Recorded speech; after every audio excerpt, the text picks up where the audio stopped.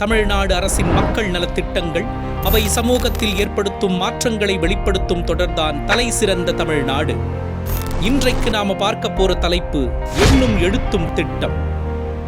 Corona காலத்தில் ஏற்பட்ட கற்றல் பின்னடைவை சரி செய்யவும், தொடக்க கல்வியின் தரத்தை மேம்படுத்தவும் தமிழ்நாடு அரசு செயல்படுத்திய முக்கிய கல்வி திட்டங்களில் ஒன்றாக எண்ணும் எழுத்தும் திட்டம் திகழ்கிறது.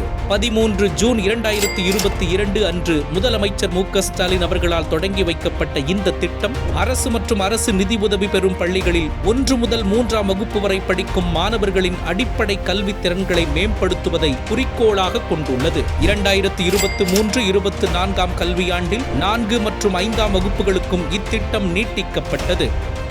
இந்த திட்டத்தின் முதன்மை நோக்கம் 2025ஆம் ஆண்டுக்குள் அனைத்து குழந்தைகளும் பொருளை புரிந்து படிக்கும் திறனும் அடிப்படை கணக்குகளை செய்யும் திறனும் பெற்றிருப்பதை உறுதி செய்வதாகும். குழந்தைகள் பாடத்தை எளிதில் புரிந்து படிப்பில் ஆர்வம் கொள்ளும் வகையில் ஆடல், பாடல், கார்ட்டூன், விளையாட்டு போன்ற செயல் வழி கற்றல் முறைகள் பயன்படுத்தப்படுகின்றன. தமிழ், ஆங்கிலம், கணிதம் ஆகிய பாடங்களில் சிறப்பு பயிற்சி பெற்ற ஆசிரியர்கள் குழந்தைகளை பயிற்றுவிக்கிறார்கள். அரும்பு, மொட்டு, மலர் ஆகிய மூன்றும் எண்ணும் எழுத்தும் திட்டத்தின் 3 படிநிலைகளாகும். அரும்பு எழுத்துகள் மற்றும் எண்களின் அடையாளத்தை கற்றல். மொட்டு எளிய சொற்களை வாசிக்கும் பயிற்சி. மலர் சரளமாக வாசித்து எழுதும் திறனை வளர்த்தல். கொரோனா காலத்தில் பள்ளிக்கு செல்ல முடியாத ஆயிரக்கணக்கான மாணவர்களின் கல்வி பின்னடைவை தடுப்பதற்காக இடைவிடாத கற்றலை உறுதி செய்த சிறப்பான முயற்சிதான் எண்ணும் எழுத்தும் திட்டம். இது தமிழ்நாட்டின் கற்றல் மற்றும் கல்வியின் தரத்தை மேம்படுத்தும் ஒரு முழுமையான கற்றல் புரட்சி ஆகும்.